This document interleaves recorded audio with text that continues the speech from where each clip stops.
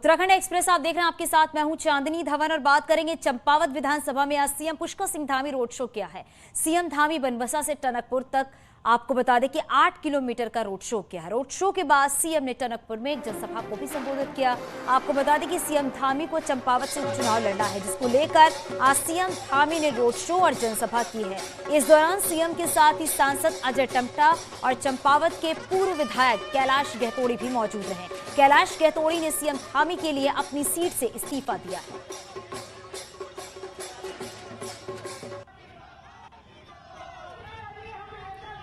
तो चंपावत में सीएम धामी ने रोड शो किया है। 8 किलोमीटर लंबा ये रोड शो बनबसा से टनकपुर तक ये रोड शो किया गया और जन सैलाब उमड़ा।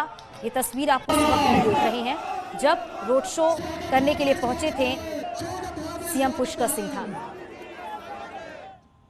मैं आज पहली बार औपचारिक रूप से यहाँ पर आया हूँ, तो इस क्षेत्र की जनता, जो कि मैं बचपन से यहाँ आता रहा हूँ, जाता रहा हूँ, मेरा बचपन इसी क्षेत्र में मैं पला बड़ा हूँ, मैं प्रतिबद्ध हूँ, संकल्पबद्ध हूँ और मुझे लगता है कि इस क्षेत्र के तमाम विकास कार्य जो इन्होंने कैलाश गहतोड़ी जी ने बढ़ाए हैं, उन सभी को तेज गति से आगे बढ़ाएंगे, नए आयाम यहाँ पर स्थापित करेंगे। माँ पूर्णागिरी और माँ शारदा ने मुझे बुलाया है इस क्षेत्र में और मैं संकल्पबद्ध होकर कहना चाहता हूँ कि ये क्षेत्र आने वाले समय में हर क्षेत्र में विकास का एक नया इतिहास बनाएगा। मुख्यमंत्री पुष्कर सिंह धामी आज यहाँ पर दूसरी बार अपनी विधानसभा जहाँ पर चुनाव लड़ेंगे, उपचुनाव, वहाँ पहुँचे थे। 8 किलोमीटर का टनकपुर से बनबसा के बीच में बाइक रैली और किया, जिसके बाद इस गांधी मैदान में पहुँचे और यहाँ पर इन्होंने जनसभा संबोधित करी। इस दौरान मुख्यमंत्री पुष्कर सिंह धामी ने पहाड़ और मैदान के बीच में अपने आप में समेटे इस चंपावत विधानसभा के लिए कई योजनाओं पर काम करने के लिए यहाँ पर ऐलान भी किया और घोषणाएँ भी करी। साथ ही बड़ी संख्या में जो एक यहाँ पर कांग्रेस के जो कार्यकर्ता थे उन्हें भी यहाँ पर आज भाजपा की सदस्यता लेकर पुष्कर सिंह धामी पर भरोसा जताया है। कमलेश भट्ट, न्यूज़ 18, टनकपुर। वहीं चंपावत में कांग्रेस को बड़ा झटका लगा है। 150 से ज्यादा कांग्रेस कार्यकर्ताओं ने पार्टी छोड़ दी है और सीएम धामी की मौजूदगी में बीजेपी की सदस्यता ले ली है। जिन लोगों ने कांग्रेस छोड़ी है उसमें पीसीसी सदस्य, प्रदेश कांग्रेस सचिव, सेवा दल के महासचिव, कांग्रेस जिला यूथ अध्यक्ष और 3 प्रधान भी शामिल हैं।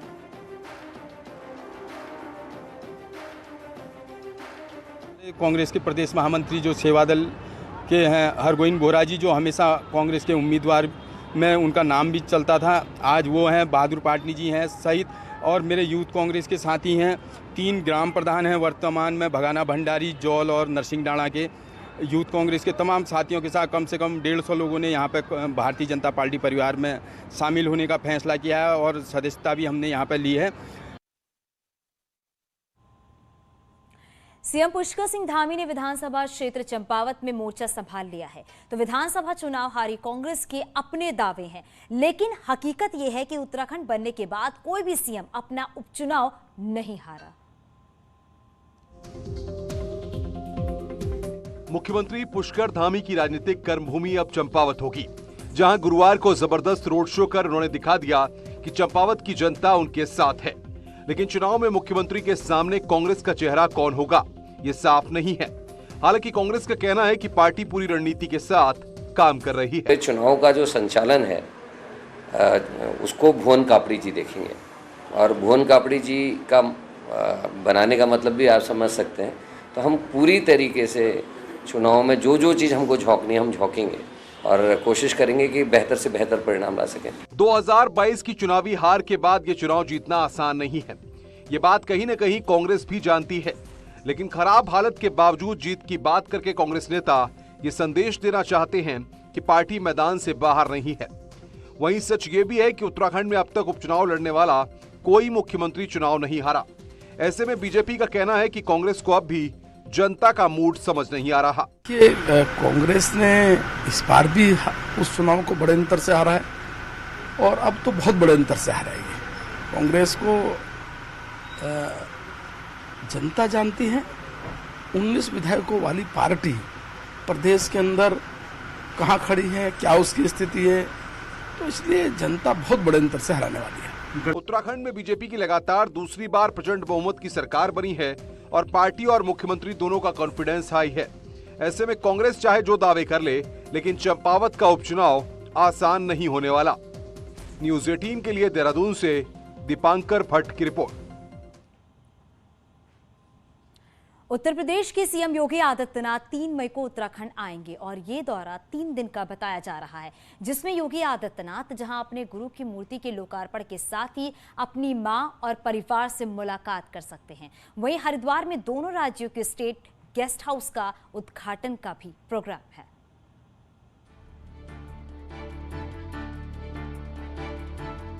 उत्तर प्रदेश के मुख्यमंत्री योगी आदित्यनाथ का असल ताल्लुक उत्तराखंड से है और उसी जन्मभूमि में अपनी मां का आशीर्वाद लेने सीएम योगी आदित्यनाथ आ सकते हैं। प्रोग्राम 3 दिन का बताया जा रहा है, जिसमें बहुत कुछ होगा, लेकिन सबसे खास होगा जब सीएम योगी अपनी मां से मिलने और आशीर्वाद लेने अपने गांव पंजोर पहुंचेंगे। सीएम योगी का पूरा कार्यक्रम 3 दिन का बताया जा रहा है। हालांकि अब तक 3 मई को छोड़कर कोई प्रोग्राम जारी नहीं हुआ है। योगी आदित्यनाथ पौड़ी जिले के यमकेश्वर में डिग्री कॉलेज बिथेड़ी जाएंगे, जहां अपने गुरु अवैधनाथ की मूर्ति का अनावरण करेंगे। इसके बाद मुख्यमंत्री योगी आदित्यनाथ अपने पैतृक गांव पंचूर जाएंगे, जहां उनकी मां और परिवार के बाकी सदस्य रहते हैं। सीएम योगी देहरादून में सीएम धामी के साथ बैठक भी करेंगे। 5 मई को हरिद्वार में 2 स्टेट गेस्ट हाउस का उद्घाटन होगा, जिसमें लखनंदा गेस्ट हाउस उत्तराखंड का और यूपी का स्टेट गेस्ट हाउस शामिल है। योगी जी के जो कार्यक्रम की अभी जानकारी है, उसमें वो एक महाविद्यालय का कार्यक्रम है, फिर उनके परिवार का कोई अपना कार्यक्रम है, फिर हरिद्वार का एक कार्यक्रम है। तो इस प्रकार की कार्यक्रम अभी जानकारी मिली है। अभी विधिवत कार्यक्रम आ जाएगा तो तब उसकी राज्य स्तर पर जो भी होगी, संगठन स्तर पर जो भी तैयारी करेंगे। जनता सीएम योगी आदित्यनाथ को कितना चाहती है, ये 2022 के रिजल्ट ने साफ कर दिया। मुख्यमंत्री योगी ने जहां भी प्रचार किया, उसके आसपास का भी माहौल बदल गया। वहीं बतौर मुख्यमंत्री देश में एक अलग पहचान बनाने वाले योगी आदित्यनाथ के देवभूमि आने की खबर से बीजेपी नेता खुश हैं। योगी आदित्यनाथ जी ने पुनः उत्तराखंड आने का, अपनी माता से मिलने का, अपने स्कूल में जाने का, अपनी पुरानी यादों को ताज़ा करना और उसके साथ उनका क्या जुड़ा हो उससे परिलक्षित होता है। तो उत्तराखंड की देवभूमि उनका स्वागत करती है, उत्तराखंड सरकार उनका स्वागत करती है, उनका अभिनंदन करती है और मैं समझती हूँ उनका ये टूर बहुत अच्छा और बहुत महत्वपूर्ण रहेगा।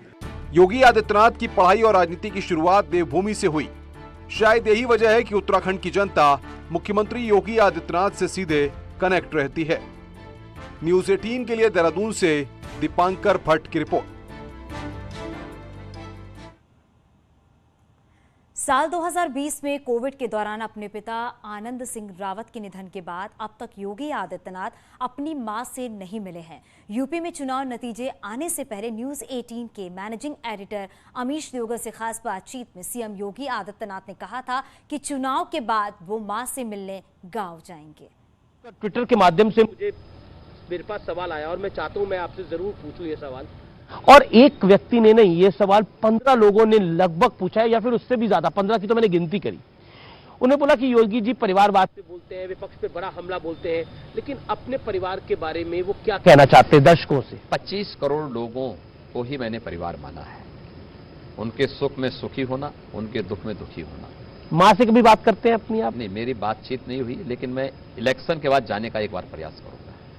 कभी अभी पूरे इलेक्शन में बात नहीं हुई? उससे पहले बात हुई? इलेक्शन नहीं, मैं मेरे पिताजी का 2 साल पहले देहांत हुआ था, दुखद निधन हुआ था, मैं जा नहीं पाया था और मैं तब से भय के मारे भी और संकोच के मारे भी बात नहीं कर पाया। लेकिन हाँ, मेरी इच्छा है। आज अपनी माँ को कुछ कहना चाहोगे आप? देखिए, अपनी माँ का दर्शन करने जरूर जाऊंगा। मैं जो कुछ भी हूँ उनकी कृपा से हूँ, क्योंकि आपकी बहन भी चिंता करती है यूपी की। मेरे बचपन की शिक्षक मेरी माँ ही मेरी थी। मेरी बेसिक शिक्षा जो होती है वो मेरी माँ के द्वारा ही पढ़ाया गया। उसी ने मुझे लिखना सिखाया, अक्षर ज्ञान उसी ने मुझे कराया जी। तो इसलिए मैं जरूर मिस करते हैं अपनी मदर को आप यहाँ पर? उत्तर प्रदेश की मेरी माँ की प्रसन्नता उसी बात को लेकर के होती है, जब तो देखती होंगी कि मैं उत्तर प्रदेश के अंदर लाखों माताओं के जीवन में परिवर्तन का कारक बन रहा हूँ। उत्तराखंड से राज्यसभा की 3 सीटें हैं, जिनमें से 2 बीजेपी और 1 कांग्रेस के पास है। इनमें से कांग्रेस सदस्य प्रदीप टमटा वाली सीट 4 जुलाई को खाली हो रही है और इस सीट के लिए अब बीजेपी ने कसरत शुरू कर दी है। बीजेपी केंद्रीय नेतृत्व ने स्टेट बीजेपी से 6 नामों का पैनल मांगा है और स्टेट बीजेपी में इन दिनों नामों पर मंथन भी चल रहा है। चर्चा है कि बीजेपी किसी गैर राजनीतिक व्यक्ति के नाम पर भी मुहर लगा सकती है। केंद्र में राज्यसभा के जरिए मंत्री बने कुछ नेताओं का कार्यकाल भी जुलाई में समाप्त हो रहा है। चर्चा इस बात की भी है कि बीजेपी इस सीट को किसी केंद्रीय मंत्री के नाम कर सकती है। सूत्रों के अनुसार बीजेपी किसी दलित चेहरे को आगे ला सकती है। केंद्रीय नेतृत्व ने ऐसी अपेक्षा प्रदेश के नेतृत्व से की है कि आप एक पैनल बनाकर हमारे पास भेजें वहां केंद्रीय पार्लियामेंट्री बोर्ड में, जिससे कि प्रत्याशी का चयन हो सके। भारतीय जनता पार्टी उत्तराखंड के ही अपने जो अपने पदाधिकारी हैं, जो अपने वरिष्ठ अपने नेता हैं, उनका नाम भेजेगा, लेकिन ये विशुद्ध रूप से केंद्रीय पार्लियामेंट्री बोर्ड का निर्णय इस पर होना है। जिसको उचित समझेंगे उसको टिकट देंगे और वही जो भारतीय जनता पार्टी का यहाँ से प्रत्याशी होगा। जोशी में आज अचानक पहाड़ टूटकर सड़क पर आ गया। पहाड़ टूटने से सैकड़ों टन मलबा फैल गया। इसके साथ ही कई पेड़ भी क्षतिग्रस्त हो गए हैं। आप तस्वीरों में देख सकते हैं कि किस तरह अचानक पहाड़ सड़क पर गिरा पड़ा है। वहीं इस घटना में एनएच के मजदूर और मशीन ऑपरेटर बाल बाल बच गए हैं। हादसा बद्रीनाथ राष्ट्रीय राजमार्ग पर बोलदुड़ा पुल के पास हुआ।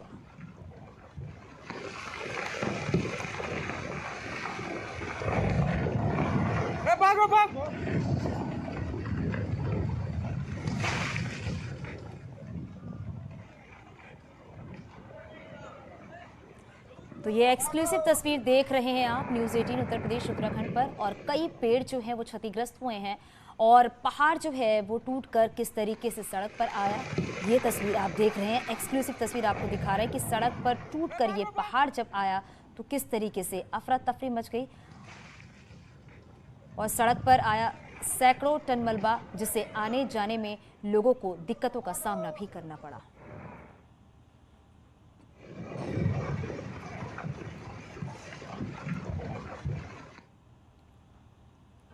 ऊधम सिंह नगर जिले के दिनेशपुर में सिंचाई विभाग की बिल्डिंग को बुलडोजर से ढहाने के मामले में न्यूज़ 18 की खबर का बड़ा असर हुआ है। डीएम ने पूरे मामले की जांच एसडीएम को सौंप दी है। वहीं कानूनी कार्यवाही से हिचक रहे सिंचाई विभाग की ओर से भी नगर पंचायत के साथ ही एक सभासद और अन्य लोगों के खिलाफ दिनेशपुर थाने में तहरीर भी दी गई है।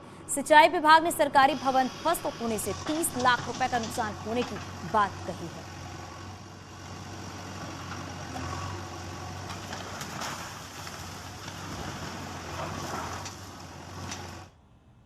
जो हमारी यूएलबी है और सिंचाई के बीच में ये विवाद था, जो मुद्दा था, और इसमें सिंचाई विभाग की तरफ से उन्होंने कुछ इनपुट दिए हैं, उनकी तरफ से कंप्लेंट प्राप्त हुई है। संबंधित एसडीएम को इसमें जांच करने और आवश्यक कार्रवाई के लिए निर्देश निर्गत किए गए हैं। जी, केस के बारे में उन्होंने कल अपनी तहरीर दी थी वहाँ थाने में, और उसमें विवेचना अभी आगे बढ़ेगी।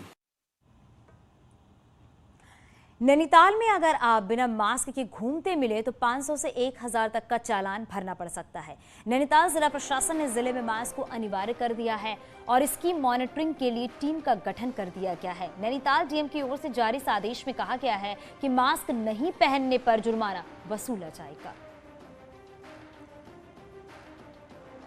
तो उस हिसाब से अब प्रिकॉशन लेने की आवश्यकता है, क्योंकि हम नहीं चाहते हैं कि टूरिज्म का जो आपका हमारा व्यवसाय है वो प्रभावित हो, और जितने भी टूरिस्ट आएँ तो अपना मास्क पहन के आएँ, और जितने हमारे जनपद के लोग हैं या फिर जो भी यहाँ पे आता है वो मास्क पहने, ताकि एक सोशल डिस्टेंसिंग को हम लोग मेंटेन कर पाएँ।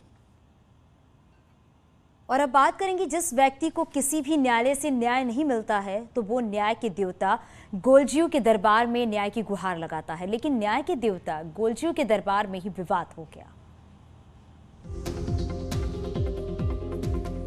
कलबिस्ट डाला गोलू देवता के दरबार में 2 समितियों के गठन होने से मामला प्रशासन के न्यायालय में आ गया है। दोनों अध्यक्ष अपने आप को असली अध्यक्ष बता रहे हैं। सब गांवों से एक प्रतिनिधित्व कार्यकारिणी में लिया गया और उस कार्यकारिणी उसके रजिस्ट्रेशन की प्रक्रिया चालू हो रही थी। तो इस बीच पता चला, हमें कल हम रजिस्ट्रार ऑफिस गए थे कि वहाँ पर इसका पुरानी समिति वालों ने अपना रिन्यू करा लिया है, और जिसकी जानकारी हम लोगों को नहीं थी। हम बड़े हतप्रभ हुए, तो हमने रजिस्ट्रार को कल एक पत्र लिखा के दिया है और उन्होंने आश्वासन दिया कि मैं इसमें पूरी इंक्वायरी करूँगा। 2012 में समिति का गठन हुआ था, तब से अब तक 4 अध्यक्षों का कार्यकाल हो चुका है। फरवरी 2022 में चुनाव होना चाहिए था, लेकिन मार्च और अप्रैल में 2 बार अलग अलग बैठक कर 2 समितियों का गठन हो चुका है, जिससे विवाद शुरू हो गया है। अब मामला प्रशासन की चौखट पर है।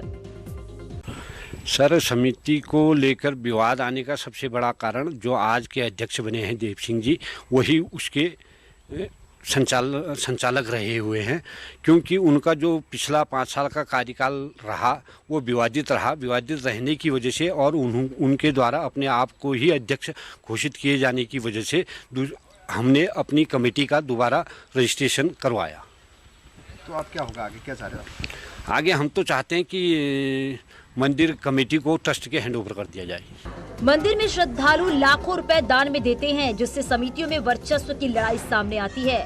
अब देखना होगा 2 समितियों को प्रशासन की तरफ से मान्यता किसको मिलती है।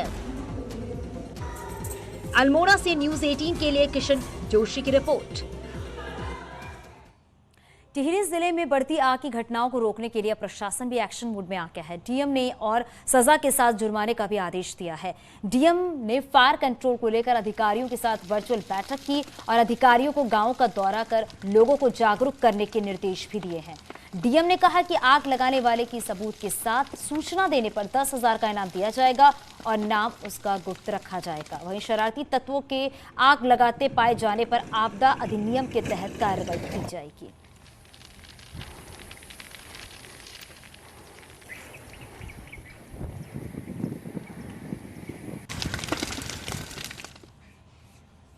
और यहां रुकेंगे कुछ ही पलों के लिए।